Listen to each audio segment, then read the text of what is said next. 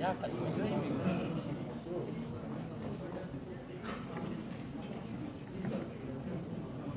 باز میکشیم باز سر میشه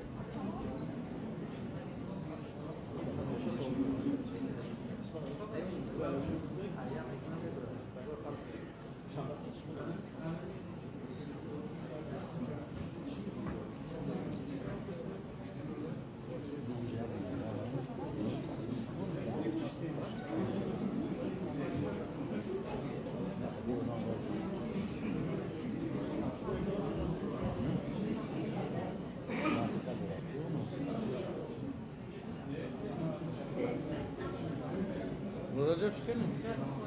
Farzanda xonamın orada. O değil. Online kad isti, ha?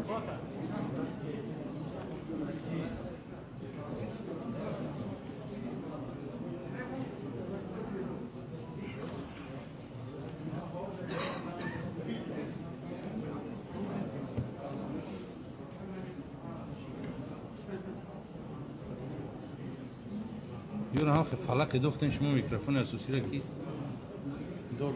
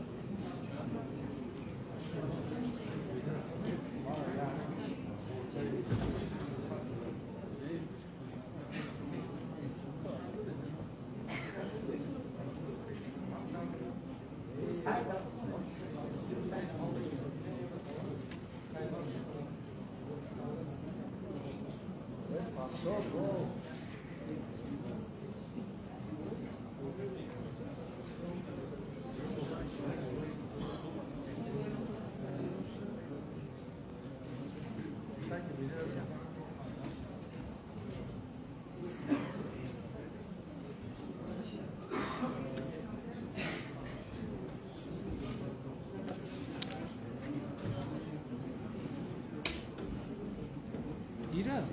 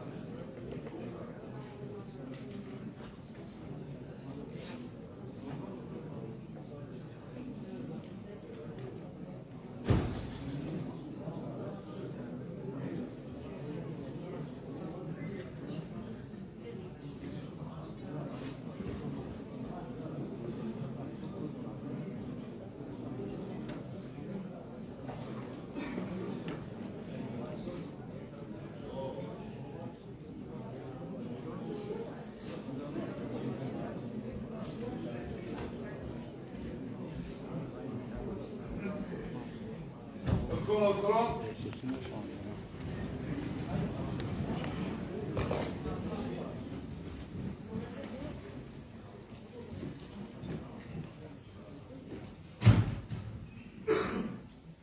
علیکم. بخشیش که کم تا دیرتر شد. مرحبا چی؟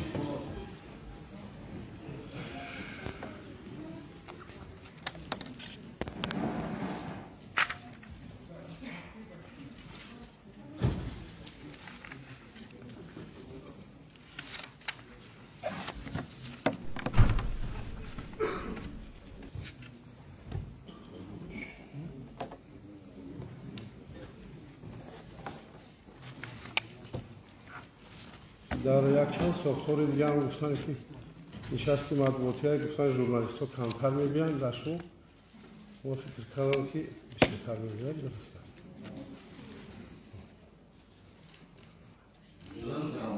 مرحبا. دوستان عزیز، حاضرین گرامی، نمایندگان وزارت اخبار آمد، چون شما بحثی درست این نقشه جای فعلی نشستی مطبوعاتی وابسته به اعضای داخلی برای نتیجه‌های فعالیت افراطی شغلی مقامات کارهای داخلی برای سلطات‌آلتون میگن گوشت‌های وزیر کارهای داخلی که انجام می‌گیرد. آلتون که می‌رسد در مجموع انجام سپاسگزار می‌شود. از همکاری که این نقطه روشن داشته می‌شود سپاس می‌کنم. امیدوارم که فعالیت مقامات کارهای داخلی در فعالیت می‌بندد شما با پایبندی این کورس می‌گردد. برام ممنون است. کمی معلومات عمومی پیشنهاد میکنیم توضیح کردیم بعدا به سوال و جواب میگذاریم. محترم روزنامه‌نگاران، نمایندگان واسطه اخبار عامه و حاضران گرامی، با استفاده از فرصت برای همکاری با مقامات به شما عرض سپاس مینه‌داری کرده باوری دارم که آینده نیز همکاری روش یافته در یک جایگاه بر ضد جنایتکاری مبارزه میبریم و ترتیبات امنیتی جمهوری تامین کرده میتوانیم. چونکه شما آگاه هستید سال 2021 برای دولت ملت تاجیک سنه تاریخی بود که شهروندان مملکت با تلاش و زحمت‌های سازنده بنیادکاری خود تحت راهنمایی پیشوای معظم ملت جناب عالی محترم امام رحمان جشن 30 سالگی استقلالیت دولتی جمهوری تاجیکستان را تجدید نمودیم. در آستانه جشن 30 سالگی استقلالیت دولتی جمهوری تاجیکستان چون سالهای پیش کارمندان مقامات کارهای داخلی با زحمت‌های شبان‌روزی خود توانستند ترتیبات جمعیتی امنیتی شهروندان و صلح و ثبات را در مملکت پورا تامین نمایند. غیر از جشن 30 سالگی استقلال دولتی جمهوری تاجیکستان چندین چهاربینی‌های سطح بلندی بین دولتی بین المللی نیز گذشت و در گذراندن چنین چهاربینی‌ها نیز مقامات کارهای داخلی سهم ارزنده گذاشت. در سال 2021 در جمهوری 24118 جنایت به قید گرفته شده، زیاده از 20000 جنایت دیان شده است که 80.5% را تشکیل می‌دهد. این نشان داد یعنی شماره جنایت‌هایی که به قید گرفته شده است در مقیاس اتحاد دولت‌های مستقل از همه پس بوده شده شوی آن تاجیکستان در جای اول میباشد. از شماره عمومی جنایت‌های به حساب گرفته شده 15563 حالت آن از طرف مقامات کارهای داخلی به قید گرفته شده است. امروز که جهان خطر تروریسم اکستریمیسم فرا گرفته است و جمهوری ما نیز در این ردیف استثنا نمیباشد، یکی از سمت‌های مهم فعالیت مقامات کارهای داخلی این مبارزه بر ضد گروه‌های افراطگرایی تروریستی اکستریمیستی به حساب می‌رود. در سال 2020 از طرف مقامات کارهای داخلی 572 نفر از آن تشکیلات تروریستی اکستریمیستی در صادر نمودن 766 جنایت به قید گرفته شده است. از این 339 نفر برای صادر نمودن 311 جنایت دستگیر کرده شده به جوابگری جنایتی کشیده شده. این چنین 15 حالت مبلغ‌گذاری تروریسم، 4 سوءقصد به اکت تروریستی و 2 عمل تروریستی به قید گرفته شده، صادرکنندگان آنها دستگیر کرده شدند. در این دوره 50 نفر از آن تشکیلات تروریستی اکستریمیستی که در خارج کشور قرار داشتند به عملی نمودن چهاربینی‌های اپراتیوی جستجویی و همکاری با همتایان خارجی خود دستگیر و به وطن برگردانده شدند.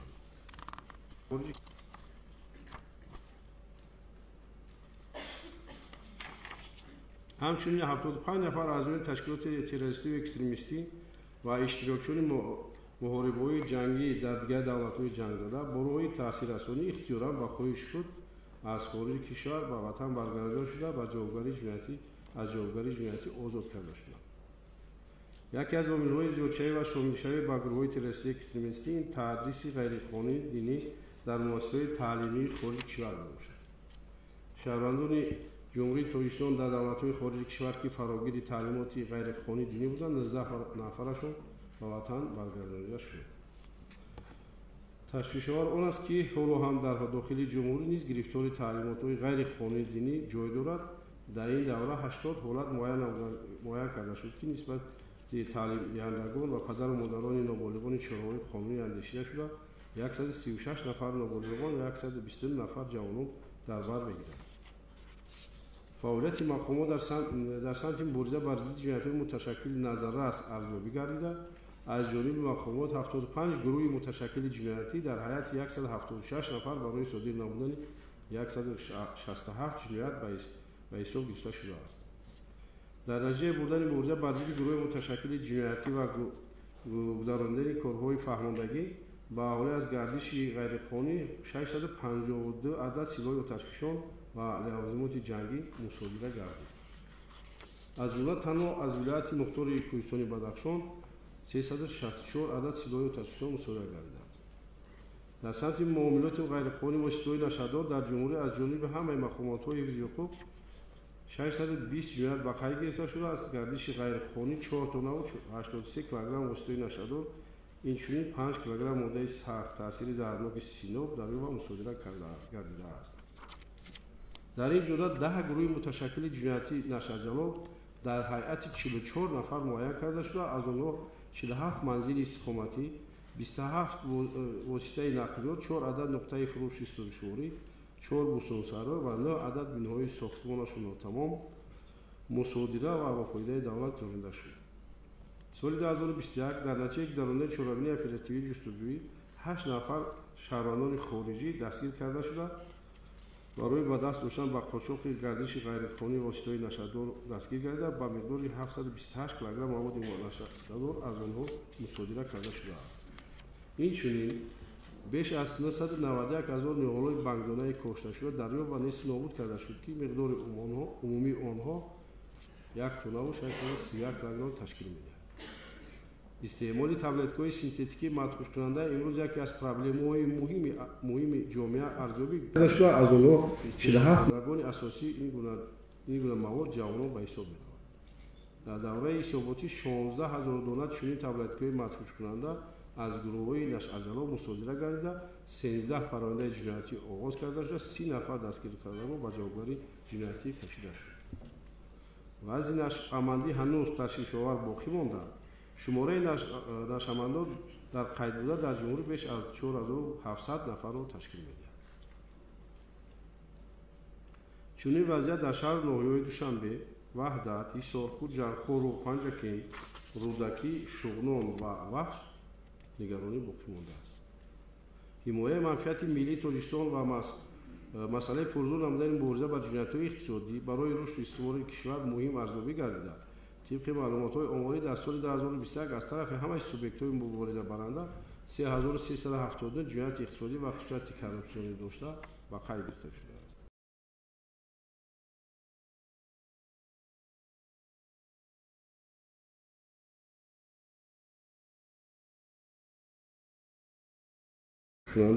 از گروه‌های نشرجلال مصادره گردیده، 13 پرونده جنایتی آغاز کرده شد، 30 نفر دستگیر کرده و به جوابگاری جنایتی کشیده شد. وضع نشأمندی هنوز تشویش‌آور باقی مانده. شماره نشأمندان در قید بوده در جمهوری بیش از 4700 نفر را تشکیل می‌دهد. چنین وضعیت در شهر ناحیه‌های دوشنبه، وحدت در این دوره از طرف مقامات کارهای داخلی زیاده از 1,700,000 پروتکل‌های حقوق غیرقانونی معمولی و برگک‌های جریمه‌ای ترتیب داده شده. جریمه‌ها 709 میلیون سوم تشکیل می‌دهد. زیاده از 412 میلیون سوم مبلغ خرج استفاده‌بری برق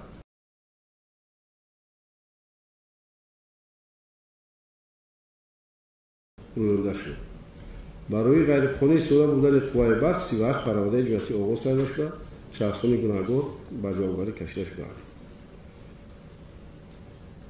از جانب همه مقامات‌های حفظ حقوق 1261 حالت خود سرمایه اشغال نمودن قطعه‌های زمین، خرید و فروش غیرقانونی جنایت‌ها به این علاوه پروتکل حقوق ویرانکنی مأموری ترتیب داشته بیش از 7 میلیون سومانی شخصان گناهکار جریمه بندی شده است. نوبسته از گذرانده چاره‌بینی پیشگیری کننده و تقریباتی در این دوره از طرف نوبالغان 763 و جوانان 4572 جنایت به قید گرفته شده است. برای بی‌مسئولیتی در سمت تعلیم و تربیت فرزندان نسبت پدر و مادران و مسئولان مؤسسه‌های تعلیمی 12300 پرونده حقوق ویرانکنی مأموری و در جهت تنظیم عنعنه و جشن مراسم‌ها 1165 حالت قانون‌شکنی به قید گرفته شد. دیگر سمت فعالیت مقامات کارهای داخلی تحویل به خطر حرکت در راه تشکیل می‌دهد. در دوره ثبوتی در اثر 1102 صدمه نقلیات 395 نفر به هلاکت رسیدند.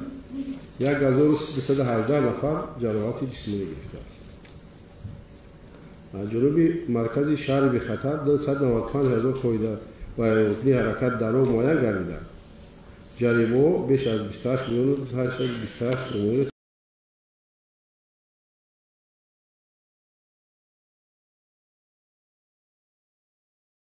تشکیل می‌دهد.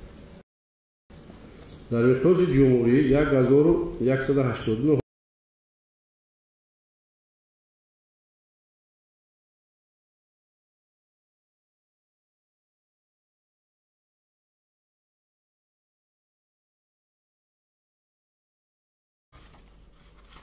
اینچنین 15143 پروتکل حقوق ویرانکنی مأموری ترتیب داشته بیش از 7 میلیون سومانی شخصان گناهکار جریمه بندی شده است. نوبسته از گذرانده چاره‌بینی پیشگیری کننده و تقریباتی در این دوره از طرف نوبالغان 763 و جوانان 4572 جنایت به قید گرفته شده است. برای بی‌مسئولیتی در سمت تعلیم و تربیت فرزندان نسبت پدر و مادران و مسئولان مؤسسه‌های تعلیمی 12300 پرونده حقوق ویرانکنی مأموری و در جهت تنظیم عنعنه و جشن مراسم‌ها 1165 حالت قانون‌شکنی به قید گرفته شد. دیگر سمت فعالیت مقامات کارهای داخلی تحویل به خطر حرکت در راه تشکیل می‌دهد. در دوره ثبوتی در اثر 1102 صدمه نقلیات 395 نفر به هلاکت رسیدند. 1218 نفر جراحت جسمانی گرفته است. از جنوب مرکز شهر به خطر 295,000 قاعده و ویرانکنی حرکت در راه معین گردیده. جریمه بیش از 28 میلیون 828 تومان تشکیل می‌دهد. در مقیاس جمهوری 1189 حادثه سوختار به قید گرفته شده در اثر آن 10 نفر به هلاکت رسیده است. مبلغ ضرری از سوختار رسانیده شده بیش از 70 میلیون 820 هزار تومان تشکیل می‌دهد.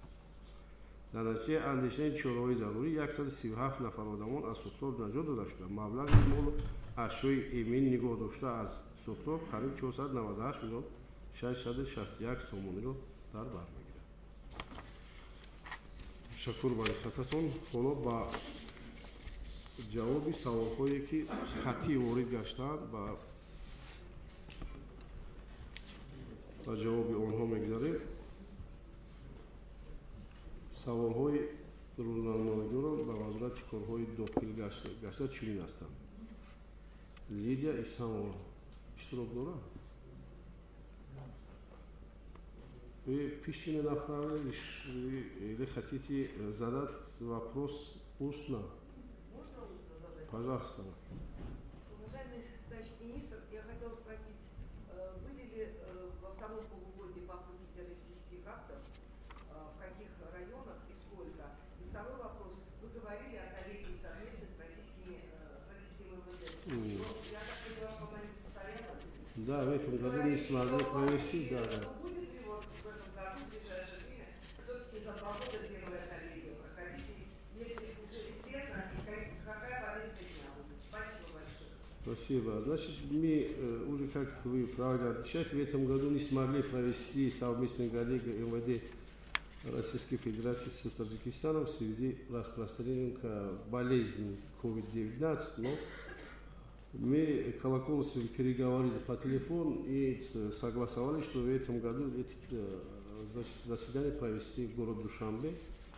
На повестке дня стоит два вопроса: это борьбы с терроризмом и экстремизмом и вопрос совместного сотрудничества в области экспертно-криминалистической деятельности двух министерств. Что касается покушений на террористические акты, у нас было, как я уже отметил, 4. Значит, имеется 4 факта зарегистрированы покушения на террористические акты. Значит, я хотел бы дать слово начальнику УБУП МВД Хафизову, пусть он подскажет, какие факты у нас зарегистрированы в прошлом году.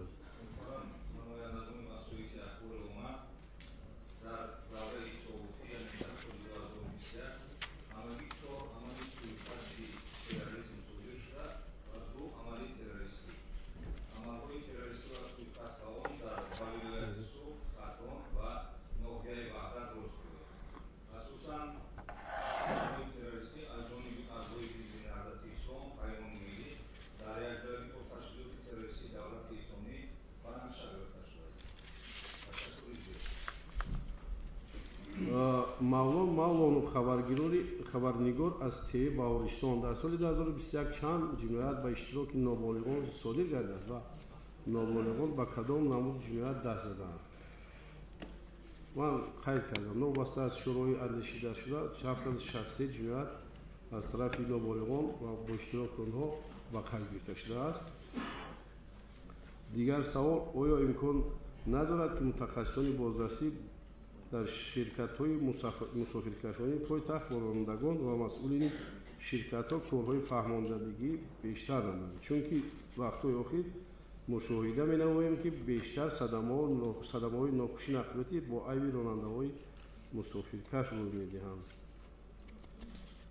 Хуб, масъалаи оммафаҳмонӣ ва корҳои профилактика яке аз вазифаҳои асосии сохторҳои гуногуни вазорати корҳои дохилӣ буда, аз он ҷумла бозрасии давлатии автомобилӣ дар ин ҷода шабонарӯзӣ корҳои зиёдеро ба анҷом мерасонад ва махсусан ба ширкатҳое ки мусофиркашонӣ вобаста шудаанд дар пойтахти ҷумҳурӣ, умуман дар ҷумҳурӣ, дар ҳамаи корхонаҳо яке аз самтҳои асосӣ ва нақшаи кории ҳаррӯзаи бозрасии давлатии автомобилӣ мебошад. Лекин мутаассифона ба ин нигоҳ накарда садамаҳо содир шудагӣ ҳастанд, лекин нисбат ба соли гузашта камтар ба қайд гирифтем. Лекин кам аст, беш аст ки ина пеши роша гирифтан дар кор аст ва дар оянда низ барои боз ҳам пурзур намудани корҳои фаҳмондагирӣ ва барои дар шаҳр боз ҳам пурзур кардани назорат аз болои нақлиёти мусофиркашонӣ барои бехатарӣ аз садамаҳо корҳои зиёде мо ба нақша гирифтем, ки дар оянда низ ин корро пурзур намудем. Ҷамшед Раҳимбек, хабарнигори радиои Тоҷикистон дар минтақаи Раф. Читавре маълум аст, барои ба қайд гирифтани симкортҳо ба шиносномаи намунаи соли 2014 вақти кӯтоҳ мондааст. Агар нафароне ки барои иваз намудани шиносномаҳояшон ба сабабҳои гуногун имкон наёфтанд, барои онҳо боз муҳлат дода мешавад ё не? Ба назарам 3 маротиба муҳлат доданд. Вай охирон маротиба арзу шикояти мардум ба қайд гирифтанд, ба назар гирифта соли 2020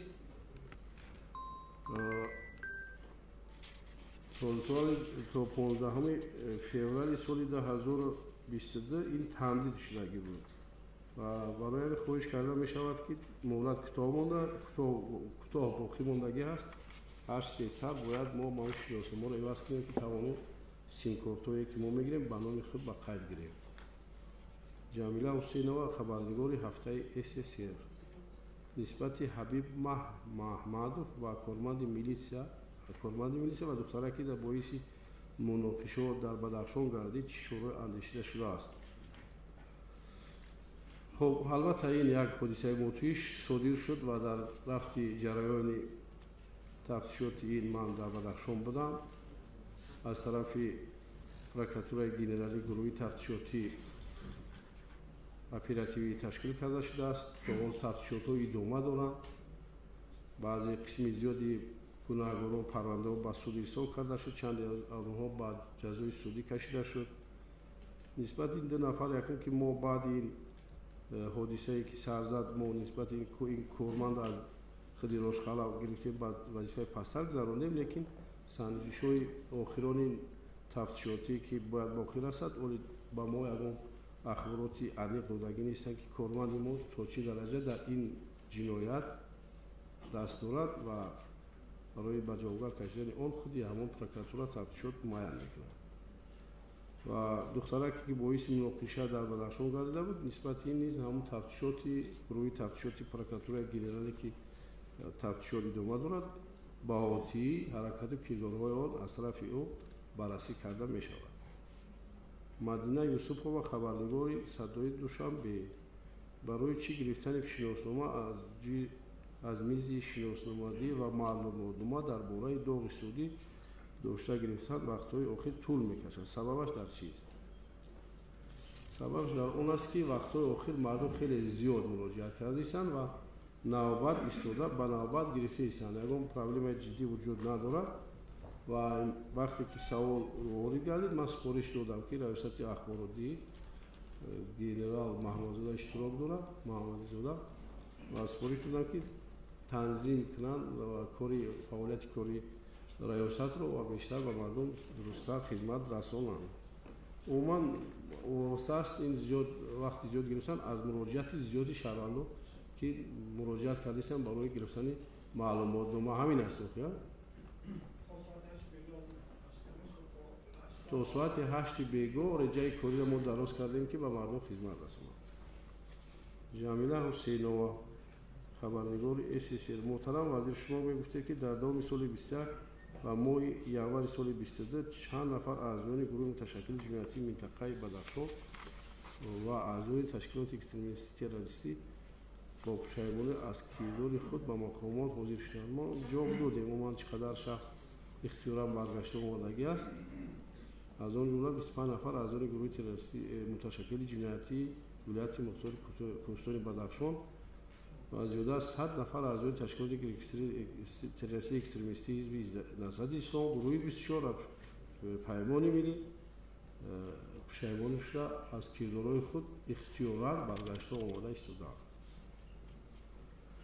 گلرخسار رحیمова خبرنگار رادیوی تاجیکستان در سال 21 در شهر بخدر از جانب رانندگان چقدر قانون ویرانکنی به خیر گرفته شده است من علاقه گفتم 299,331 قاعده ویرانکنی به خیر گرفته شده است و اینو جریمه قریب 300,000 جریمه شده هستند. گلرخسار رحیمова خبرنگار تاجیکستان در همین مورد از حساب جریمه‌های شهر بخدر چقدر مبلغ وارد گشته است 28 میلیون سومانی 28 میلیون 328 هزار سومانی. دلشاد الصمدов خبرنگار رادیو تاجیکستان اصلاحات میلیسیا تا اندازه در مرکز تطبیق می شود اما این روند در مضافات چگونه است؟ آیا نقشه های نو را روی دست دارید؟ اول اینکه در مضافات در منطقه های گوناگون جمهوری البته نقشه برنامه نوی اصلاحات میلیسیا که به امضا رسید با قرار حکومت جمهوری تاجیکستان در سالهای 21 و 25 علاقه نقشه به امضا رسیده در تمام ساختارهای ما در ولایت‌ها در منطقه‌ها دستور سپارش‌ها شدند و برای عملی نمودن این قرار تمام ساختارها سفربر شدگی هستند. البته خیلی منطقه‌ها عملی نمودن این برنامه جاری کرده می شود و طلب کرده می شود. چرا مردم آزادانه نمیتواند با میلیسیا ارتباط داشته باشد؟ در این مسئله شما چی رو میبینید؟ ترس یا ناباوری؟ دلشاد الصمدов خبرنگار رادیوی تاجیکستان یگان ترس وایمان نیست. من ببینید هر روز تلفن باوری کار کرده ایستاده است. قبول شهروندان هر روزی شنبه با یک تنظیم در آماده شدگی است در ولایت‌ها در تمام مردم آماده آزادانه فکرش را گفته است. تنقید هم کرده است، از شکایت هم کرده است. من یگان ترس وایمان و ناباوری نسبت میلیسیا ندیده استم. از شکایت ها با واسطه تلفن با خطی داخل شده است نسبت کارمندان میلیسیا ما سنجش کرده استیم چند اینا تصدیق شدن چند از مقامات آزاد شدن یگان مشکلات یگان ترس واهمه من نسبت کارمندان میلیسیا که باشد از طرف شهروندان نمیبینم. آیا رانندگان حقوق دارند که هنگام منع نمودن واسطه نقلیات معامله و معاشرت کارمندان بازرسی را به نوار گیرند؟ گیرند، لیکن اگر از طرف کارمند مقامات بازرسی طبق قانون طلبات باشد چی به نوار میگیری؟ اما بیشتر میشد که خوب میشد که اما قانونشکنی از طرف کسی باشد خودش به نوار گیرد یا که رفته از شهر به خطر نوار را گیرد بیند جریمه‌اش از پورد این بهتر میشود.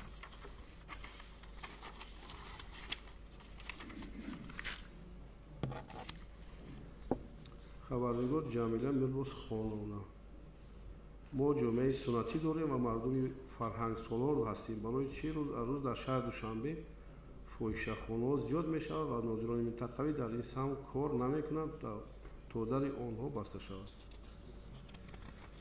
ایراد خیلی جدی است. در این جاده البته ساختارهای علاوه مقامات کارهای داخلی وابسته شده هستند. کارها خیلی زیادی به انجام رسانیده شده است. دیگرگونی در این سمت ها هم دیده می شود. اگر پیش دیده باشید در کوچه ها بعضا کوچه ها پیدا شدن نفران نمین نامطلوب زیاد بود، بوده خیلی کم شده است. در جاده فاحشه‌خانه ها هر سال تا 20-30 جنایت ما در این سمت به قید میگیریم. شخصان علاوه به جوابگری کشیده شده هستند. مثلا در شهر دوشنبه اشتراک دولت صدر ریاست کارهای داخلی اینجا نظر زاده چقدر پرونده جنایتی 30 حالت پرونده جنایتی آغاز شد در شهر دوشنبه.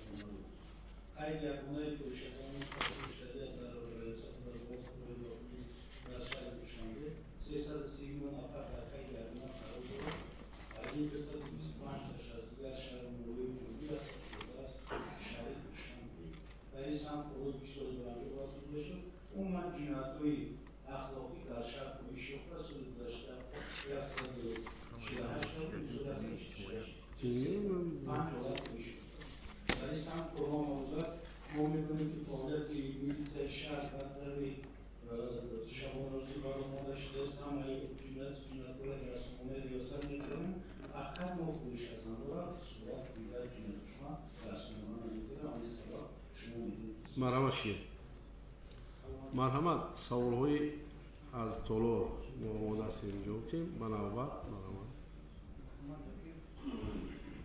ما منظوری شده مردم محترم وزیر نگذاری خبرنگاری رو گرفتیم در شکستی در طول حضور بسیار بین القیمان بخش از سه مراتبه نتوشته است از جوان بخش شده بخش از جوانون که نسبتون در 29 عدد زیاد در بین القیمان یخص همجا عدد زیاد در بین جوان است سبی باروی صد جگر در بین جوان آمده شده و رو در طول در 29 برای تایید در وزارتی برای پیشگیری آن همکنون کار کنند. سوابی من نسبتی کارمندان می‌گیسند. محترم وزیر ما چند موضوع در شهر نیو یکم سوال بود یا که سوال سبب زیاد شدن جنایت در بین القرآن در بین القرآن که وارد است در این سوال می‌گویید که هم سوال هم پیشنهاد که ما در نیو این مسئله واقعا سوال کنیم برای توی شهر نیو نسبتی دستگیری کارمندان می‌گیسند. دستگیری مثلا موضوعی میشه اصلا برده بود کار باید دارم شما روزی و بیشتر هستن نکنه که اونها جوی زیست ندارن چی ندارن؟ جوی زیست، منزل زیست ندارن در همون ایجوان بیشنم دوی تلفون اون جوی هستن که اونها با کار میروان در جوی کاری هستن که خیوان توی فان پیش میباد در شبه اون میدانم حتی در شهر ایسو کشون باقر در شهر بردخ نمیده بودم برای ما خوش کردم امین وای کردم بشون کنم مثلا بشون بگی رئیس شهر نویو کشو باشدی و همون میشه چون ارزان میکنم پیشنهاد کرده رئیس نویو دا پیشنهاد کرده در کس سوالی درون بیانا سوختنگی برای کمیتی پیشنهاد کرده شما که ما پیشنهاد کردم سوال مطمئن درست تشکر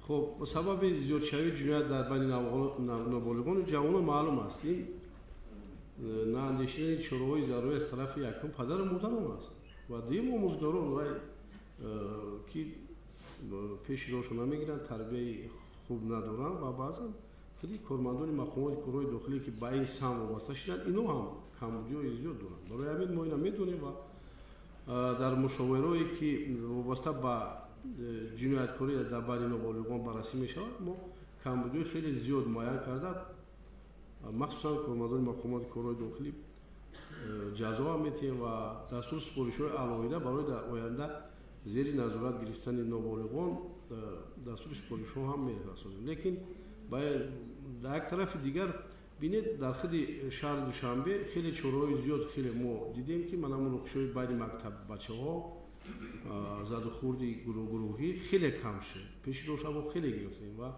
ман гуфтам та мактаби эксперименталӣ зери назоратӣ мо ҷорӣ кардем, камераҳои мушоҳидавӣ насб кардем ва ин ба хеле кам кардани ҷиноят қонуншиканӣ аз тарафи ноболиғон дар ҳамин мактаб хеле паст шуд ва дар оянда гуфтам ки мо барнома якҷоӣ ба вазорати маориф барои бозам чораҳои аниқтари мушаххас андешидани чораҳо дар мактабҳо барои пешироҳи гирифтани ҷинояткорӣ аз тарафи ноболиғон мо нақшаи якҷоя имзо кардем аллакай ва корро сар кардем ва раёсати ҳуқуқвайронкунии байни ноболиғони ҷавонон аллакай ба кор сар кардааст. Фикр мекунем ки хеле дигаргунаи кулӣ дар оянда бояд шавад алисан.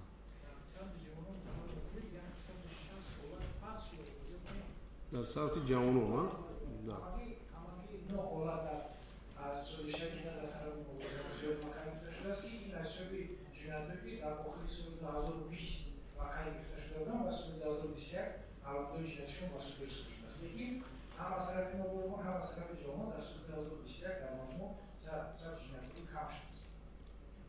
хуб, масъалаи таъмини шароити зисти кормандон зери назорати ҳукумат ва дастгоҳи иҷроии президент доимӣ ҳаст ва ин зери назорати мо аст. бинед сол аз сол таъмин кардани манзил, таъмин кардани замин барои сохтмони манзил сол аз сол зиёд шудааст. аз тарафи ҳукумат, аз тарафи худи шаҳру ноҳиё ҷудо кардани манзил зиёд шудааст ва яке аз самти кори роҳбарияти мақомоти корҳои дохилӣ бо тамоми шаҳру ноҳиё ба раиси ноҳиё ин мо мактуб ирсол кардем ки таъмин намудани замин барои ҷудо намудани замин барои манзили истиқоматии кормандон мусоидат кунанд ва ин зери назорат аст. Албатта ин дуруст аст вай ҳамаи кормандон якбора ба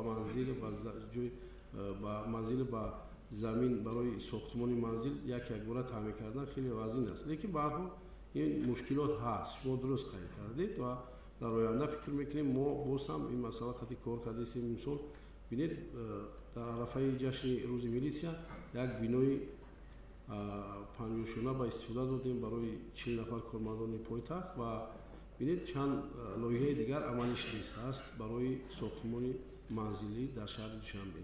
чунин лоиҳаҳо дар вилоятҳо ҳам ба нақша гирифта шуда дар шаҳру ноҳиё оиди таъмини манзил бо ҳукумияти маҳаллӣ кор кардастем ки инам ҳалли фалсифаша биёрад. Лекин мушкилот ҷой дорад расмӣ мешавад.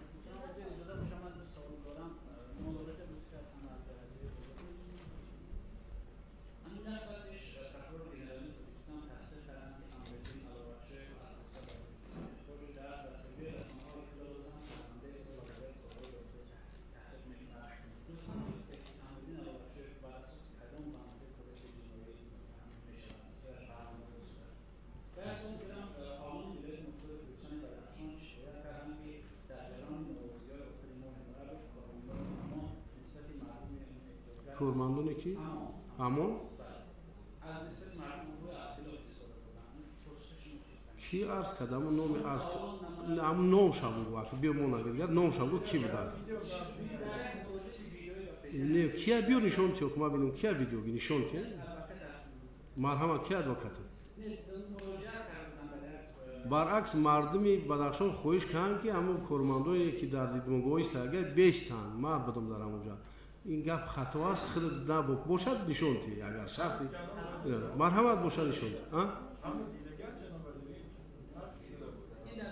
یک نفر عرض کرده باشد این معنی نداره مردم خوش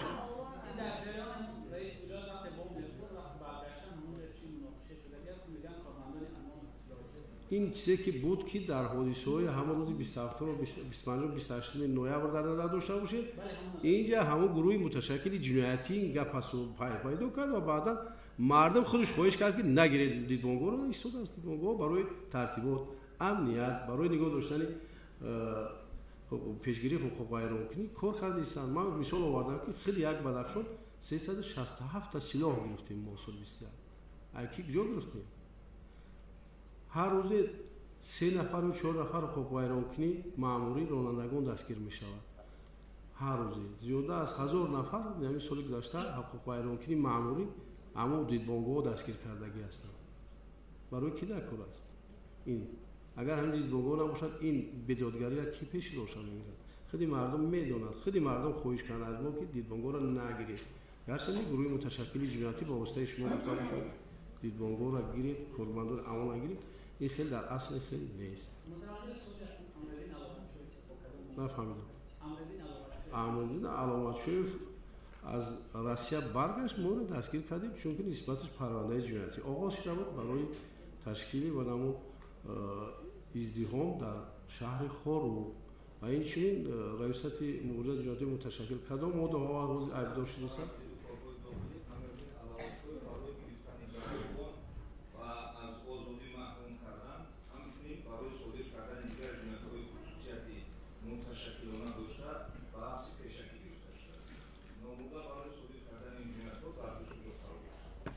مرحبا شید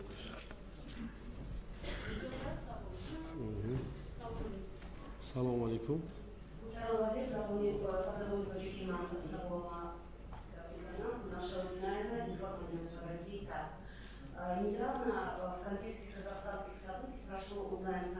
میبخشید همون شرگیرین اگر برای که اوستون Недавно, после казахстанских событий, прошел онлайн-саммит глав правительств государств, стран, членов ОДКБ.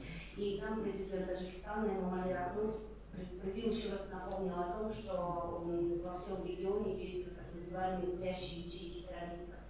Как вы можете прокомментировать, если у вас такая информация, как мы можем справиться в случае подобной ситуации? ячейкҳое ки хоб ҳастанд ва он чизе ки роҳбари давлати тоҷикистон дар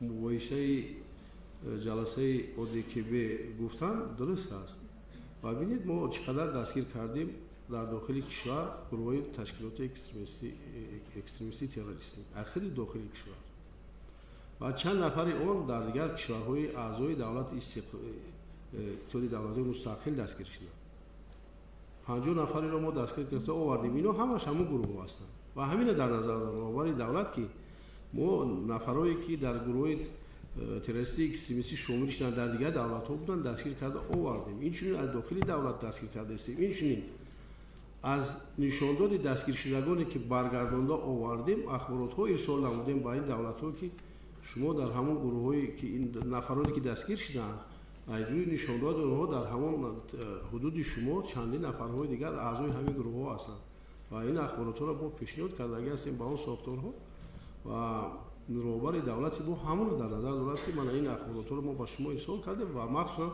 ба хиди ҷумҳурии қазоқистон ирсол карда будем ки дар ҳамин шаҳри алмато чанд нафари дигар аъзои ҳамин гурӯҳ аз хиди шаҳрвандони қазоқистон ва дигар шаҳрвандони дигар давлатҳо ҳастанд ва ҳаминро дар назар доштанд роҳбари давлат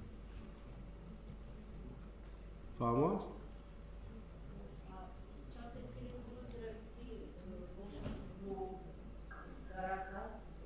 نفهمیدم.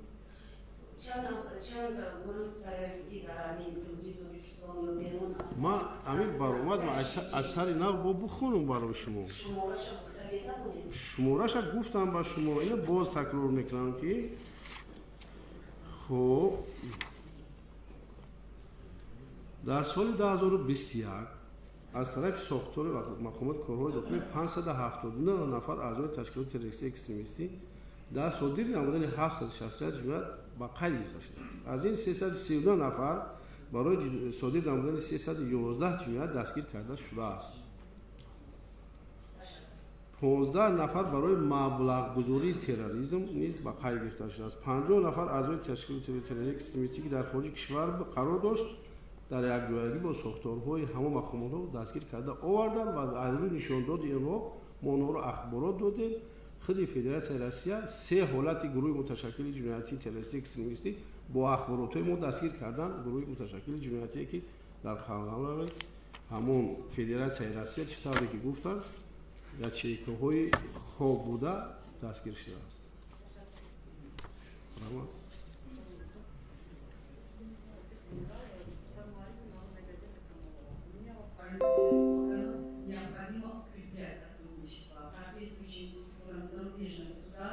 Региональные международные организации в борьбе с новыми вызовными угрозами, в частности, экстремизмом, терроризмом, незаконного оборота наркотиков, торговли оружием и другими транснациональными организациями.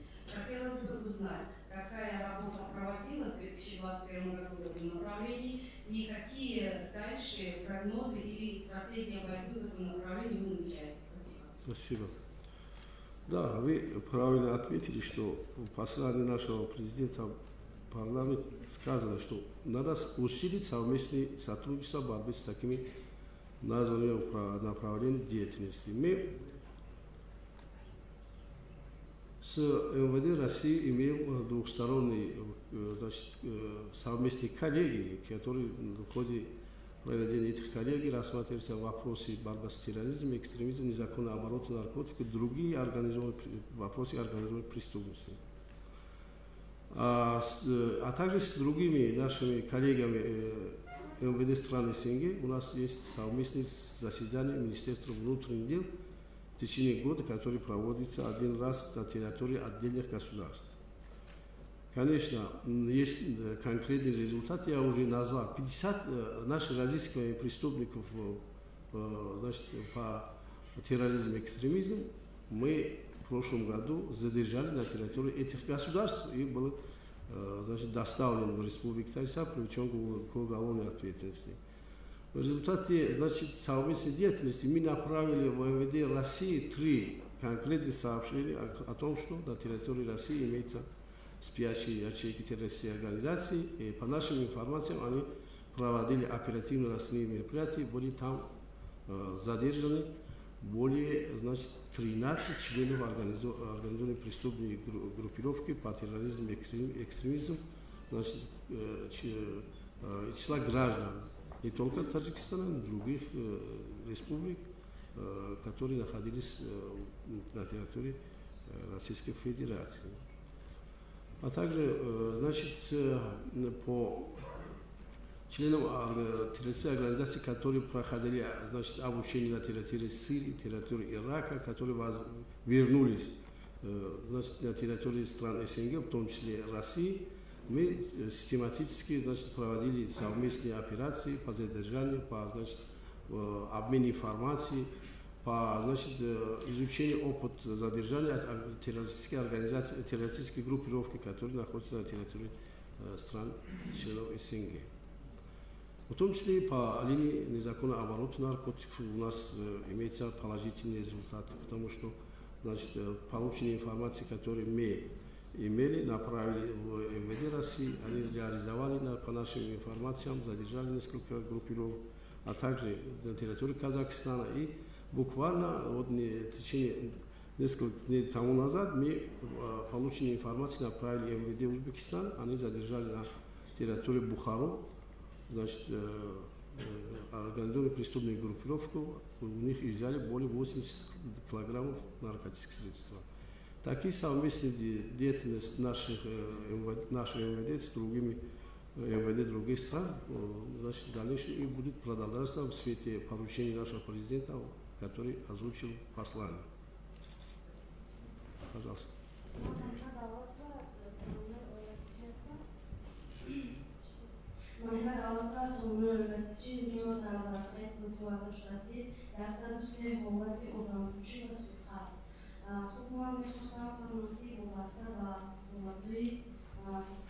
Aynı zamanda muhtarım şunu düşündü. Bak, agar düşündüğünü kusam peşinden yaptı. Devlet nalı tarafından eğer kolay tutmak yani rubi can işte zamanda da amın kusam kumakla da akıllı mümkün bir hayır mı zaman peşinden yukarıdan müşahede uzun bir rakamı da amuzla boyut yani ki جویا جمعیتی بسیار خوب میشه. خیلی درست گفتید. یکی از جنایت‌های مولتیشترین این کشتار هست. 103 جنایت ما با قید گرفتیم و شماره زن‌هایی که با کشتار دستگیر شدگی هستند ریاست اخبارات‌دهی شما دارید چقدر زن دستگیر شده است برای کشتار؟ اخباراتتون هست؟ نباشد خطی آماده کنید، پیشنهاد کنید چقدر زنها چقدر نابالغان با کشتار دست زدگی هستند پیشنهاد کنید با خبرنگار پیشنهاد کنید. واسطه با سوال قسمت دومی سوال این مسئله همکاری ناظران منطقوی با جامعه درست است و یکی از سمت‌های کاری و خدمات کارهای داخلی در سمت اصلاحات میلیسیا من چقدر که قید کردم برنامه نو قبول شد. این همین همکاری با جامعه است.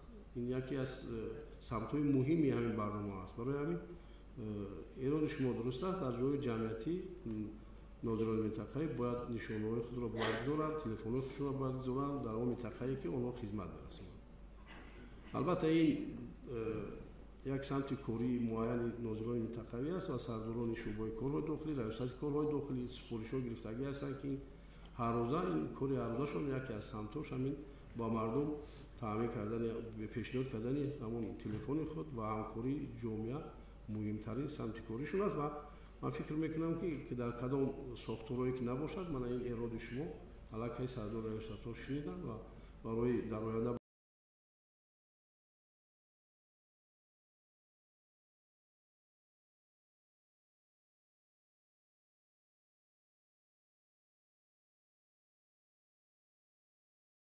حادثه سوختار با قید گرفته شده در اثر آن 10 نفر به هلاکت رسیده است. مبلغ ضرر از سوختار رسانیده شده بیش از 70 میلیون ضروری 137 سومانی رو در بر میگیرد. تشکر برای خدمتتون. حالا با جواب سوال‌هایی که خطی وارد گشتند با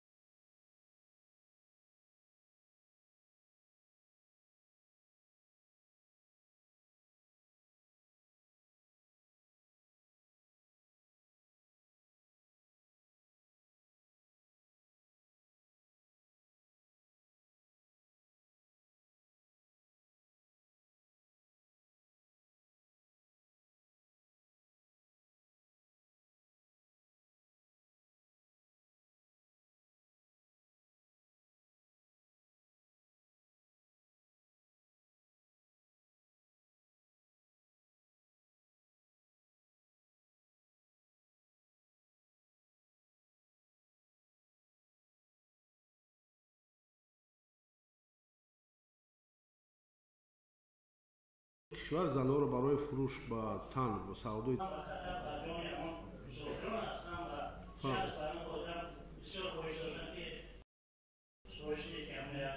ما سوال شما بسیار درست است و مسئله قانونشکنی در ایستگاه‌ها یکی از مسئله مهمی شهر دوشنبه است و خوشبختانه من دیروز از طرف رئیس شهر دوشنبه چند تا 15 تا ایواکواتور با شهر دوشنبه وابسته شد. همین ایواکواتور خاطر من ساختار با اینجا رسوندم که هنگام همین قانونشکنی میکنند نقلیات در قطار دوم میستد در جایهایی که معین نشد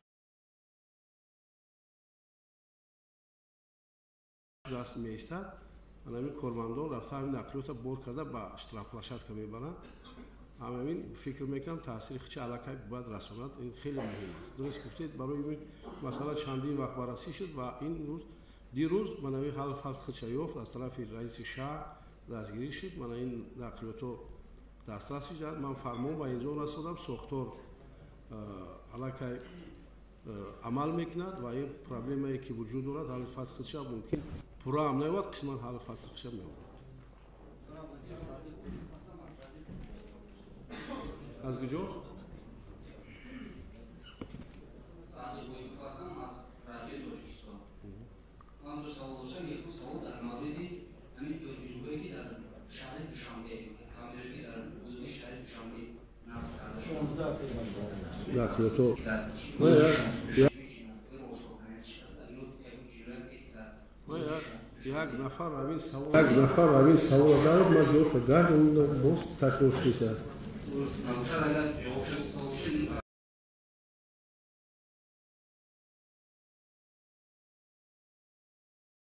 ما اگر که نباشد ممکن ثبت شد اگر همون ثبت درگیری هست ما میتونم شهر به خطر چقدر با خیر گرفته است چقدر جریمه شده است. من دو بار تکرار کردم. یک بار برآمدم و یک بار سوال کردم.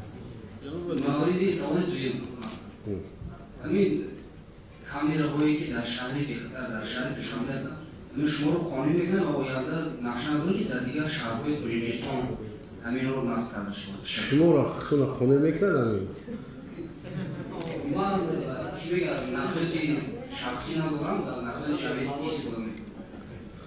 کسی که اگر قانون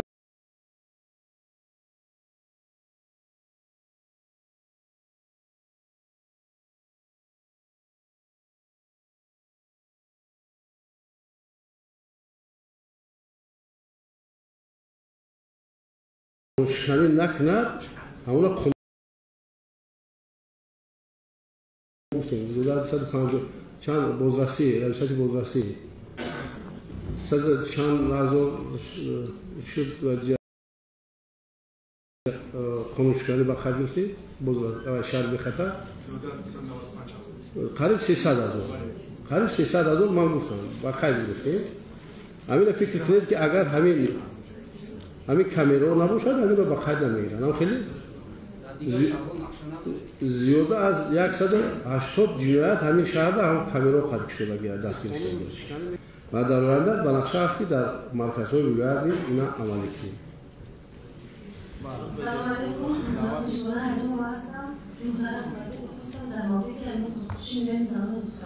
در مورد چی؟ خودکشی زنان دختران نفهمیدم. چی؟ خودکشی؟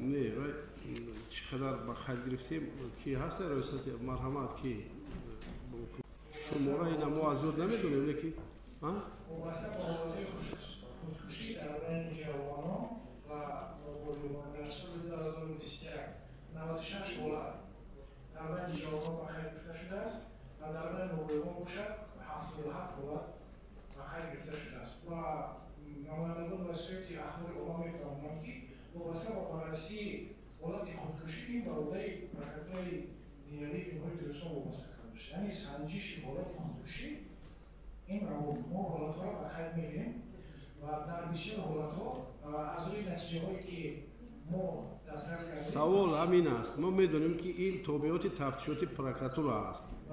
عموما جنایت رو تفتیش میکنه، لیکن شماره‌ای که گفتید سبب و عامل‌هاش این اساساً بیشتر کسلی روحی است. شماره کسلی روحی است. چی مرحمت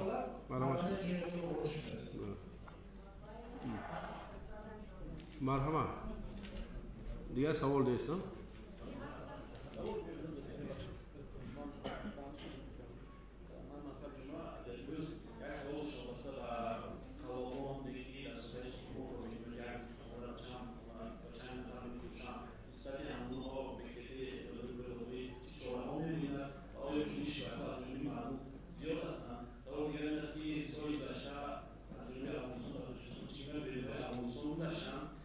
نفهمیدم دیگه.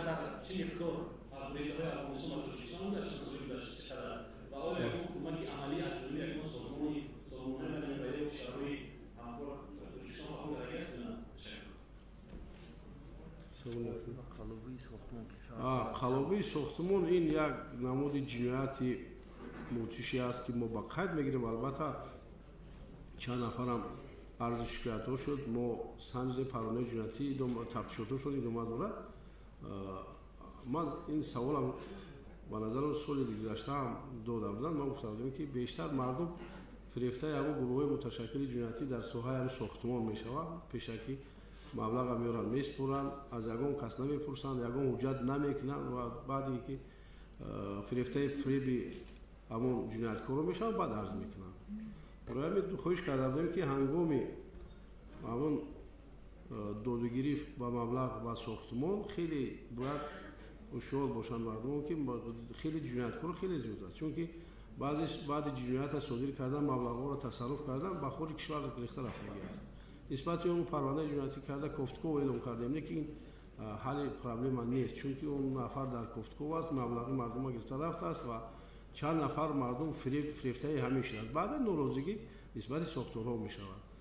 барои ҳамин ин яке аз гуфтам самти фаъолияти кории мо аст. албатта дуруст мегӣ, бояд чандин нафар дастгир шудагӣ, чандин нафар кофтков эълом шудагӣ аст, лекин бештар хоҳиш мекардам ки мардум бояд огоҳ бошад ки дар вақти манамин бастани шаҳрнома ё ки додагирӣ бояд ҳушёр бошанд ки ба дасти қалобон афтанд. масъалаи гирезиҳои афғонистон чанд нафарам ба тоҷикистон фирор карда буд. зиёда ба назарам 180 нафар. мо ба салоҳияти мончиде ки дахл дошт ҳамошам ҷавоб додем. мо дар ҷойҳои лозимӣ ҷобаҷо кардем ва ташкилотҳои байналмилалӣ кӯмаки озуқаворӣ, шароити зисти онҳоро кӯмак карданд. зиёда аз ба назарам 3 моҳ ё 4 моҳ ва баъдан ба ташкилотҳои байналмилалӣ омода инҳоро барои ба дигар давлат интиқол доданд, гирифта интиқол доданд ва инчунин дар беинам зиёда 15 000 гурезиҳои афғон аз солҳои пеш дар ҷумҳурии тоҷикистон ба қайд гирифта шудагӣ ҳастанд, дар ҷойҳои зист таъмин шудагӣ ҳастанд. онҳо фаъолияти корӣ мекунанд ва ҳуқуқу манфиатҳои онҳо тибқи қонунгузории ҷумҳурии тоҷикистон ҳимоя карда мешавад.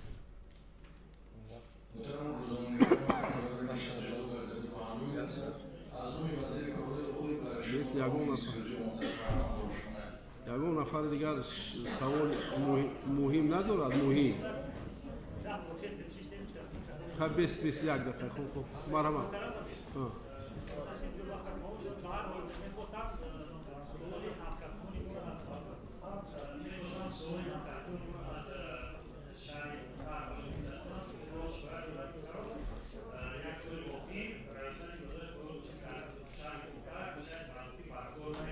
шаҳри бохтар вилояти хатлон вилоят ё ки шаҳр. шаҳри бохтар ҳуқуқи як зарондани матбуот надорад. вилоят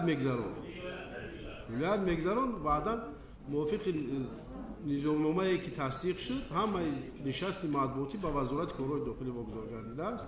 савол ҷавоб ба ҳамин ҷо мешавад.